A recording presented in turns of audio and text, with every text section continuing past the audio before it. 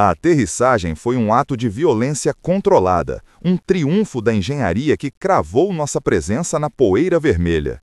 Mas quando o Sol de Marte, pequeno e distante, mergulhar sobre o horizonte avermelhado, o que realmente sentiremos? O que acontece quando os motores silenciam e a única coisa que resta é o silêncio cósmico, a escuridão e a consciência de que estamos a milhões de quilômetros de casa? Essa é a história da primeira noite. Se você é fascinado pelo planeta vermelho e quer acompanhar esta jornada épica, desvendando os desafios e a beleza da colonização, não se esqueça de se inscrever no canal e ativar as notificações para não perder as próximas partes desta saga. A primeira noite em Marte não começa com o pôr do sol, mas com a sirene silenciosa do relógio de sobrevivência. Os primeiros colonos, exaustos após a frenesi da chegada, não terão tempo para contemplação imediata. A prioridade zero é a estabilização do habitat. O Sol marciano, que no Equador pode até aquecer o solo durante o dia, desaparece rapidamente, e com ele a pouca inércia térmica que o planeta possui. A queda de temperatura é brutal. Do dia para a noite, podemos despencar de confortáveis 20 graus Celsius em um dia de verão para gélidos menos 73 graus em questão de horas. É por isso que a estrutura inflável ou modular que chamamos de lar precisa estar operando com energia máxima. A primeira noite é uma prova de fogo para os sistemas de aquecimento e, mais criticamente, para a proteção contra a radiação. Durante o dia, a fina atmosfera de Marte e o próprio planeta fornecem alguma blindagem, mas à noite, se a equipe não conseguiu cobrir o habitat com regolito, a poeira marciana, ou se o gerador de campo magnético artificial falhar, o risco de exposição a raios cósmicos galácticos aumenta exponencialmente.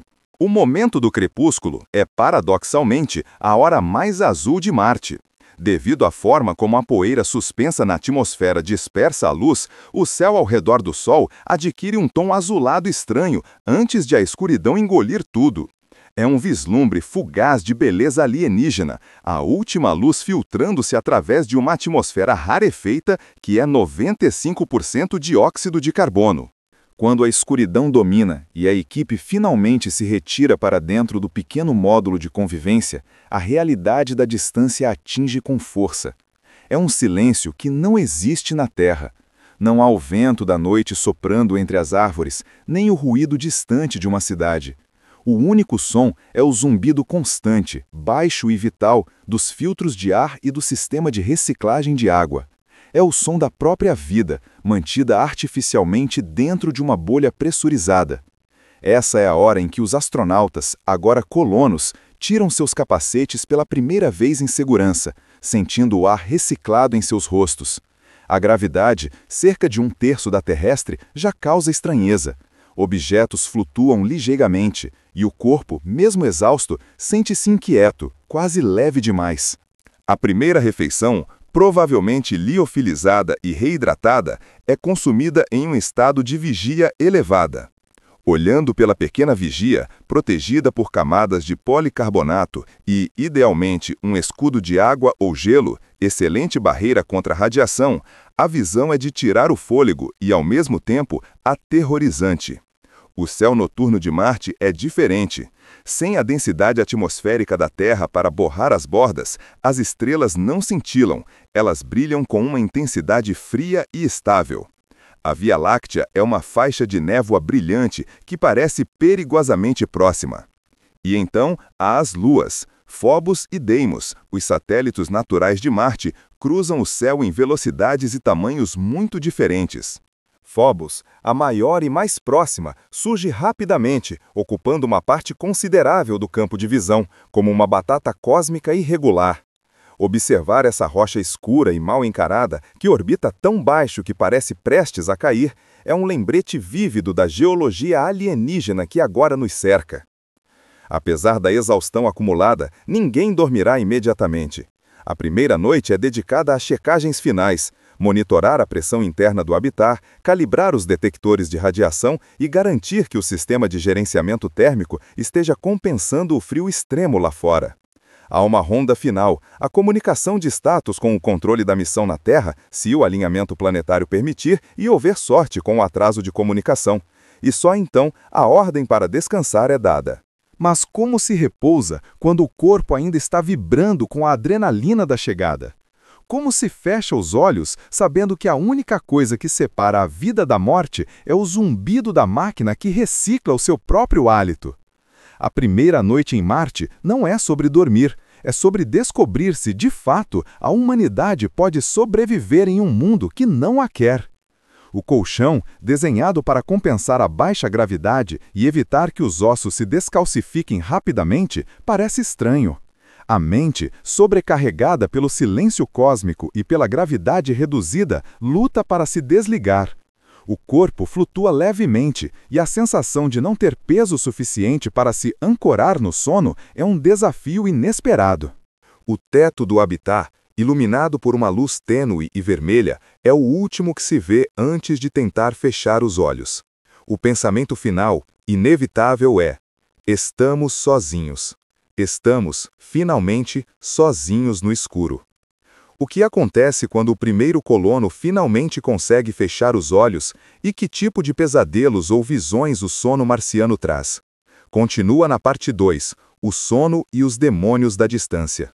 A primeira noite em Marte se estende, não em horas terrestres, mas em uma eternidade silenciosa e pressurizada.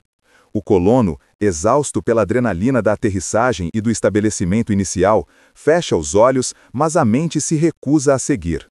O sono marciano é, antes de tudo, uma negociação física e psicológica com a ausência. A maior traição vem do corpo. Na Terra, o peso da gravidade, 1G, é o que nos aterra no sono, dando-nos a sensação de segurança e imobilidade.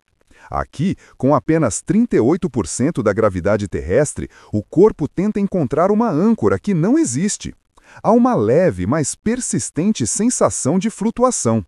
A fase REM, movimento rápido dos olhos, onde os sonhos são mais vívidos e o corpo é paralisado para impedir que atuemos neles, é notoriamente difícil de ser atingida ou mantida em ambientes de baixa gravidade. O cérebro, confuso, interpreta a falta de peso como um estado de alerta constante, talvez uma queda iminente. O resultado é um sono fragmentado, raso e povoado por microdespertares. A cada meia hora, a mente retorna bruscamente à consciência, forçando o colono a verificar a realidade. A luz vermelha de emergência, o painel de controle verdejante, o som do motor do purificador de ar. Esse zumbido constante, o ruído branco da sobrevivência, é o único elo com a vida. É o som do oxigênio sendo gerado, do dióxido de carbono sendo removido, da pressão atmosférica mantida contra o vácuo absoluto. Se o zumbido parar, a vida para. E é nesse limiar entre a vigília e o sono que os demônios da distância começam a se manifestar. Eles não são fantasmas ou criaturas alienígenas, são a manifestação crua da solidão cósmica. O colono sonha com o azul da Terra. É um sonho tão intenso que dói. Ele sonha com o cheiro da chuva, com o som do vento passando por árvores e o barulho de vozes humanas que não precisam ser transmitidas por rádio. É o cérebro tentando desesperadamente compensar a privação sensorial do ambiente marciano, que é predominantemente silencioso, seco e vermelho ocre. Quando o sono finalmente aprofunda por alguns minutos preciosos, a mente projeta a escala da distância. É um pesadelo silencioso onde a pessoa está flutuando, não no habitáculo, mas no espaço entre os planetas. A Terra é um ponto azul claro, pequeno, distante, e a sensação não é de saudade, mas de uma responsabilidade esmagadora. Eles são a vanguarda, o ponto de lança. Se algo der errado, não há resgate rápido. O tempo de viagem, a latência de comunicação, a total dependência da tecnologia, tudo isso se condensa em uma angústia fria que perfura o sono. A mente, acostumada a processar a vida em um ecossistema vasto e redundante, agora está presa em uma bolha de 100 metros quadrados, rodeada por um deserto gelado e radioativo. A primeira noite é o momento em que a realidade da clausura e da distância se torna visceral. É a noite em que se compreende que, embora a humanidade tenha chegado a Marte, a Terra nunca poderá ser verdadeiramente deixada para trás. Quanto de tortura. O corpo, apesar de tudo, começa a se adaptar. Os músculos e ossos, que já sentiam a diferença de peso ao andar, começam a registrar a 0,38 G como o novo normal do repouso. É uma adaptação lenta, mas fundamental. Cada célula está sendo reescrita pela física de Marte. Pouco antes de o Sol marciano, o Sol, começar a iluminar, a luz vermelha do habitat é substituída por uma luz artificial mais suave, imitando o nascer do Sol terrestre para ajudar a regular o ciclo circadiano interno. É um comando silencioso para o cérebro. O perigo da noite passou. O colono acorda, não descansado, mas transformado. Ele se move no colchão, sentindo o leve empurrão da inércia reduzida. O primeiro pensamento não é de medo, mas de alívio. Eles sobreviveram à noite. A primeira noite. E com a sobrevivência vem a certeza. O sono em Marte não é apenas um processo biológico, é um ato de resistência e um triunfo psicológico contra o vazio. O corpo está cansado, mas a mente está afiada, pronta para enfrentar a luz da manhã e o trabalho que garantirá que haja uma segunda noite. O colono, cujo nome de código interno era Piloto 1, apoiou-se na parede da câmara de sono. A gravidade de 0,38 G era um fantasma gentil, permitindo-lhe levantar-se com uma facilidade que beirava o irreal. Não era o despertar pesado e lento da Terra, onde a inércia do corpo parecia exigir um esforço de vontade para ser superada.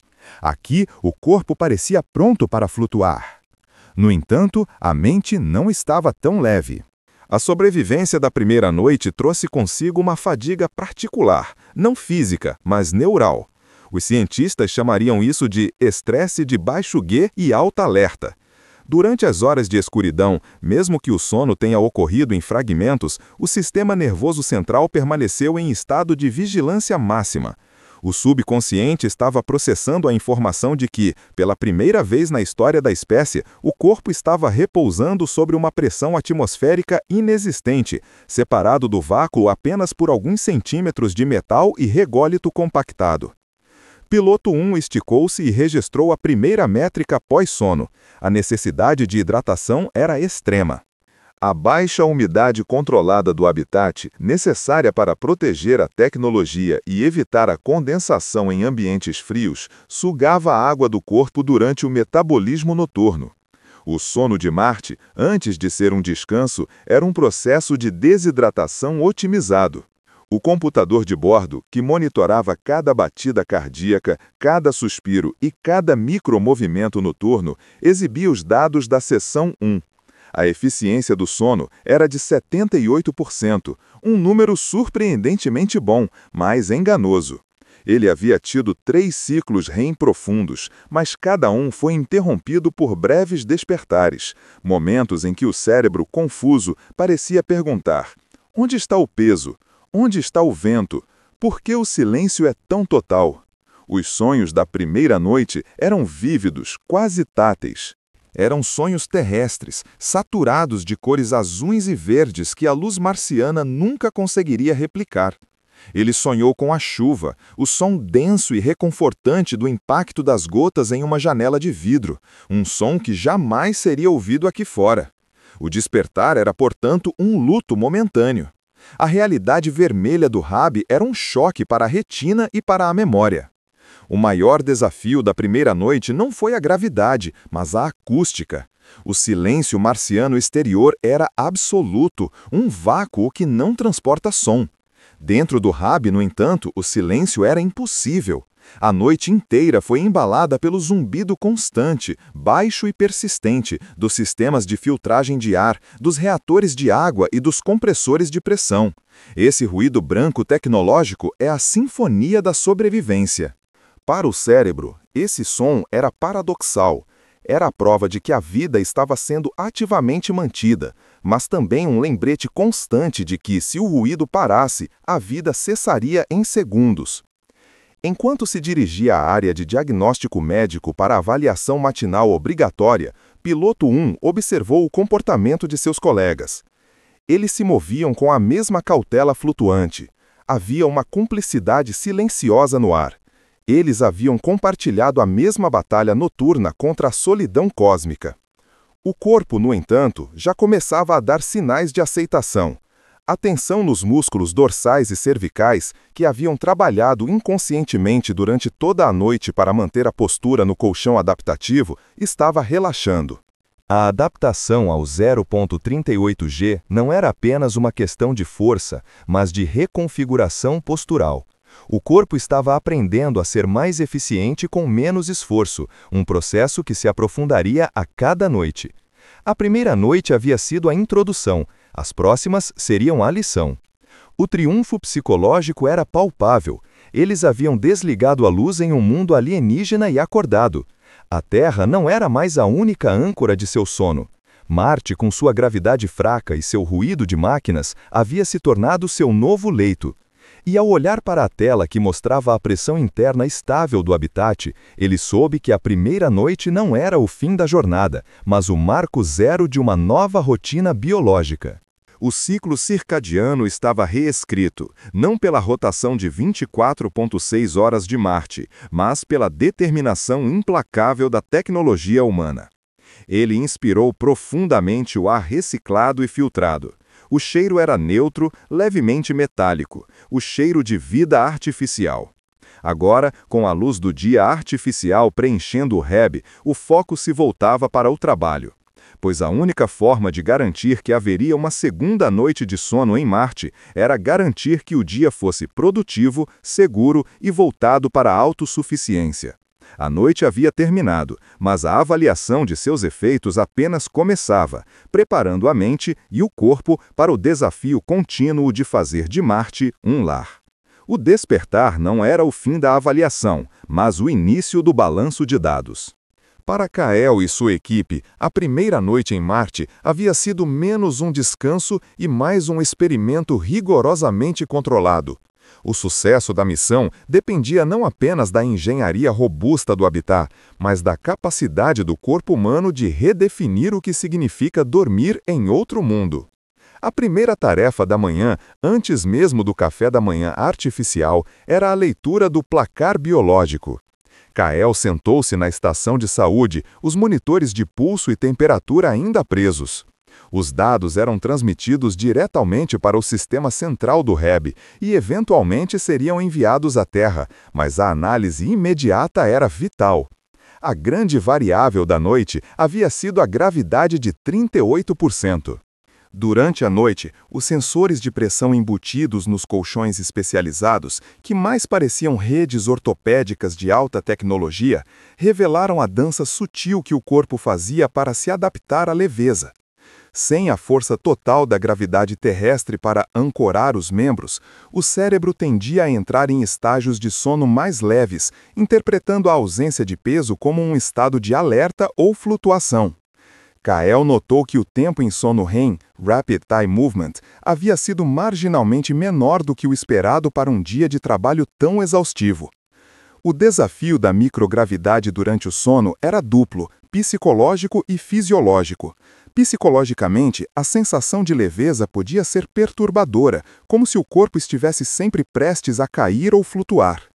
Fisicamente, a distribuição da pressão sobre a pele era desigual, exigindo que o sistema de suporte do sono fosse ativamente adaptável para evitar pontos de pressão excessivos ou a perda de massa muscular que começa a ocorrer rapidamente em ambientes de baixa gravidade.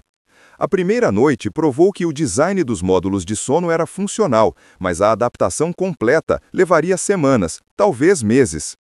A batalha mais silenciosa, porém fundamental, estava sendo travada no hipotálamo, o centro de comando do ciclo circadiano.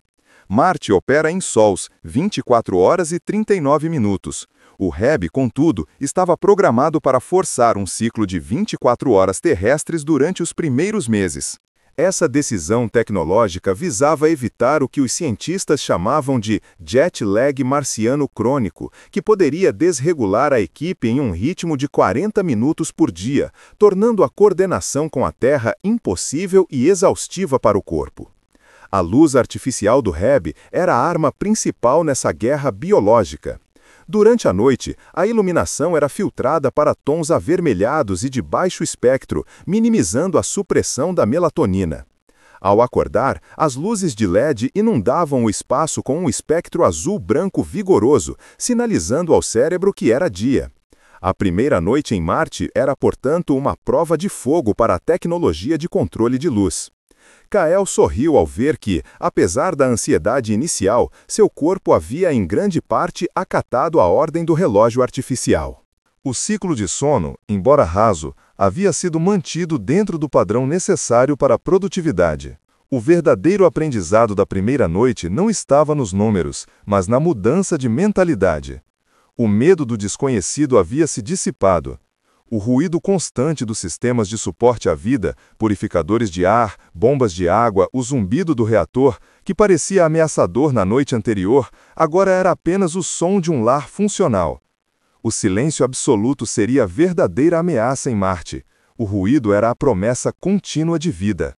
Com os dados de sono analisados e a equipe começando a se movimentar no habitat, o foco se voltava para as ações do dia: construir a autossuficiência. Mas o principal item na lista de tarefas não era a geologia ou a engenharia, e sim a preparação para o próximo ciclo de descanso. A primeira noite havia sido sobre sobrevivência e a coleta de dados. A segunda noite seria sobre otimização. Se a primeira noite foi um salto no escuro, a segunda seria a calibração fina. Eles precisavam ajustar os níveis de umidade, talvez o espectro noturno da luz de reserva, ou até mesmo a dieta antes de dormir para melhorar a profundidade do sono REM. A primeira noite havia estabelecido uma base. Agora, eles precisavam construir a rotina que garantiria que o sono em Marte se tornasse não apenas possível, mas revigorante. Fazer de Marte um lar dependia de se sentir seguro o suficiente para fechar os olhos e sonhar no meio do deserto vermelho. O Sol 2 em Marte foi um dia de ciência aplicada ao descanso. Tendo sobrevivido à primeira noite, a tripulação não podia se dar ao luxo de celebrar. O preço do sono ruim era alto demais. Dr. Ares, o especialista em fatores humanos, passou as primeiras horas do novo ciclo marciano debruçado sobre os dados biométricos coletados pelos trajes de dormir. Os gráficos eram claros e implacáveis. O estresse induziu uma latência de sono perigosamente longa, e o tempo total de sono REM, o sono dos sonhos e da recuperação cognitiva profunda, havia sido drasticamente reduzido para a maioria da equipe. A primeira noite havia sido um teste de tolerância. A segunda seria um teste de engenharia. O principal inimigo identificado não era o ruído da pressurização, mas a luz. O sistema de iluminação de emergência, embora projetado para ser discreto, emitia um espectro que, mesmo em baixa intensidade, inibia a produção de melatonina. Para a noite 2, a equipe de engenharia instalou filtros de nanopartículas nas cúpulas de iluminação noturna, transformando o branco frio residual em um âmbar profundo e quente, quase como o fogo de uma lareira distante. Não era apenas uma questão de conforto visual, mas uma ordem biológica, sinalizar ao cérebro que a escuridão era real e que a produção hormonal para o repouso era segura. Outro fator crucial era a umidade. O ar reciclado do habitat, embora puro, era incrivelmente seco, uma herança da atmosfera rarefeita de Marte. Muitos tripulantes relataram acordar com a garganta irritada e a sensação de desidratação, o que fragmentava o sono. Foi implementado um sistema de névoa ultrassônica de baixa potência nas áreas de dormir, elevando a umidade relativa em apenas 5%. Esse pequeno ajuste, medido com precisão para não condensar ou causar problemas de mofo, prometia transformar a qualidade do ar que eles respiravam enquanto estavam inconscientes. A preparação para a noite 2 estendeu-se além da tecnologia e invadiu a rotina pessoal. A equipe instituiu o ritual do crepúsculo marciano. Durante os 90 minutos finais antes do horário programado para o descanso, a comunicação com a Terra era suspensa e todas as tarefas não essenciais eram paralisadas.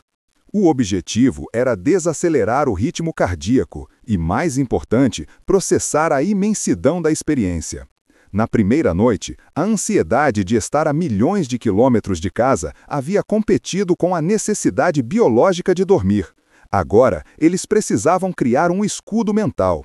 A comandante Shen liderou uma sessão de relaxamento, lembrando a todos que o Habitat era o lugar mais seguro do planeta. Eles não estavam mais apenas sobrevivendo, estavam estabelecendo um lar. O sentimento de segurança precisava ser internalizado. Os colchões, que na primeira noite pareceram apenas mais uma superfície de plástico, foram ajustados com camadas adicionais de material viscoelástico. Não era luxo, era ergonomia de missão. Dormir em gravidade parcial, cerca de 38% da gravidade terrestre, exigia um suporte diferente para a coluna. Se na Terra o corpo afunda no colchão, em Marte o corpo flutua ligeiramente e os pontos de pressão mudam. O ajuste fino dos colchões visava simular o máximo possível a sensação de peso e assentamento que o corpo humano associa ao sono profundo. Quando o Sol começou a se pôr novamente sobre o planeta vermelho, projetando sombras alongadas e azuis sobre a planície de Chryse, a tripulação se preparou para a segunda tentativa. Não havia mais a surpresa do desconhecido, mas sim a pressão do desempenho. Eles haviam gasto um sol inteiro otimizando o ambiente, baseados em dados científicos. A noite 2 seria o veredito. Seria possível, afinal, domesticar o sono em um mundo alienígena? O silêncio que caiu sobre o Habitat era diferente do silêncio tenso da primeira noite. Era um silêncio trabalhado, filtrado, calibrado.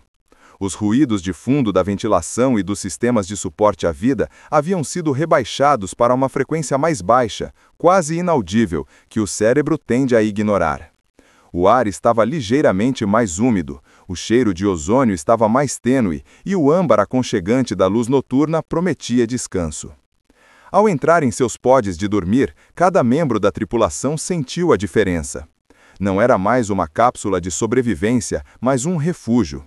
A primeira noite havia sido uma prova de que podiam sobreviver a Marte. A segunda noite seria a prova de que poderiam prosperar.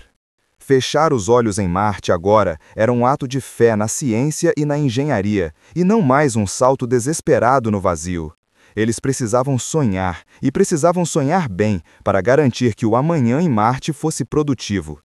O corpo de Elias afundou no colchão adaptativo, mas não com o peso familiar da Terra. Em 0,38 G, o corpo não repousa, ele é gentilmente sustentado. Era uma diferença sutil, mas profunda. A baixa gravidade aliviava a pressão da coluna e dos joelhos, uma sensação que, se fosse mantida por meses, redefiniria a própria ergonomia humana. Fechar os olhos, desta vez, não era um ato de vigilância disfarçada, mas uma rendição bem-vinda. A primeira noite havia sido sobre a audição, ouvir se o sistema de suporte de vida falharia, ouvir se a vedação do Habitat cederia. A segunda noite era sobre a introspecção, sobre permitir que o cérebro finalmente processasse a totalidade da loucura que haviam cometido. E o cérebro, surpreendentemente, estava cooperando. Os ruídos de fundo haviam sido reduzidos a um murmúrio constante e rítmico. Era o som da vida artificialmente sustentada, o pulsar de um coração mecânico necessário para manter a bolha de ar quente e úmido contra o vácuo gelado. Elias percebeu que aquele som, antes um lembrete de sua fragilidade, agora era o seu novo silêncio. Era o som do lar. O sono em Marte, descobriam eles, não era apenas sobre o ciclo circadiano ligeiramente estendido. O Sol marciano é 39 minutos mais longo que o dia terrestre, mas sobre a reconfiguração da propriocepção. Seu corpo, acostumado a lutar contra a gravidade, estava agora em um estado de quase flutuação. Isso afetava a profundidade do sono REM e, consequentemente, a qualidade dos sonhos. Naquela noite, a tripulação não sonhou com a Terra. Não sonharam com florestas verdes ou oceanos azuis. Seus sonhos eram tingidos de ocre, de areia fina rodopiando em câmera lenta, de picos vulcânicos que se estendiam até um céu de manteiga derretida. Eles estavam sonhando em Marte. O sonho é o campo de batalha final da adaptação. Enquanto acordados, eles podiam forçar a lógica e a ciência a dominar o medo. Mas no sono, o subconsciente tinha a palavra. E o subconsciente, ao invés de rejeitar o ambiente hostil, estava começando a mapeá-lo, a integrá-lo. As paisagens oníricas não eram mais ameaçadoras. Eram apenas diferentes. A primeira noite havia sido uma conquista tecnológica. Eles provaram que seus HATs eram robustos e que seus sistemas eram redundantes. Mas o verdadeiro teste da primeira noite era psicológico. Era o desafio de descansar, de desligar a mente de sobrevivência e permitir que a mente de criação assumisse o controle. Ao longo do sol, eles haviam trabalhado incansavelmente. Mas foi no silêncio da noite, no abandono confiante ao sono, que a verdadeira fundação da colônia foi estabelecida. Eles estavam ali não apenas para plantar uma bandeira, mas para plantar raízes. E não se pode criar raízes se não se pode descansar. A luz âmbar do pod de Elias começou a clarear, sinalizando o início do novo sol. Ele não acordou com um alarme estridente, mas com a sensação suave de que o descanso havia sido completo e reparador. Havia uma leve dor muscular, natural após o esforço físico do dia anterior. Mas não havia a névoa mental da exaustão. Ele estava alerta, focado. Ao sair do pod, ele cruzou com a comandante Anya, que sorria com uma calma que não possuía há dias. "Dormiu bem, Elias?" ela perguntou, a voz baixa. "Como um bebê, comandante. Um bebê de 0,38 G", ele respondeu, sentindo o humor retornar. Eles haviam sobrevivido à primeira noite e, mais importante, haviam domesticado a segunda. Eles haviam provado que não apenas a vida física era possível sob o domo, mas que a vida mental e emocional também era viável. O sol da Terra, visto através das janelas do habitat como uma estrela brilhante e distante, não era mais o centro de seu universo. O centro era ali, naquele pequeno ponto vermelho no espaço, onde 6 humanos haviam ousado fechar os olhos e sonhar. A primeira noite em Marte foi mais do que a contagem de horas sobre um céu alienígena. Foi o divisor de águas entre a exploração e a permanência. Foi o momento em que a humanidade, depois de milênios olhando para o céu e imaginando, finalmente olhou para dentro de si e descobriu que poderia levar seu sonho mais fundamental, o descanso, para um novo mundo. A capacidade de dormir em Marte não era apenas uma função biológica, era a certidão de nascimento da nossa segunda casa. Eles fecharam os olhos como visitantes e os abriram como colonos. A partir daquela manhã, Marte não seria mais um destino distante, mas sim o lugar onde eles acordavam. A saga da sobrevivência havia terminado. A saga da civilização estava apenas começando.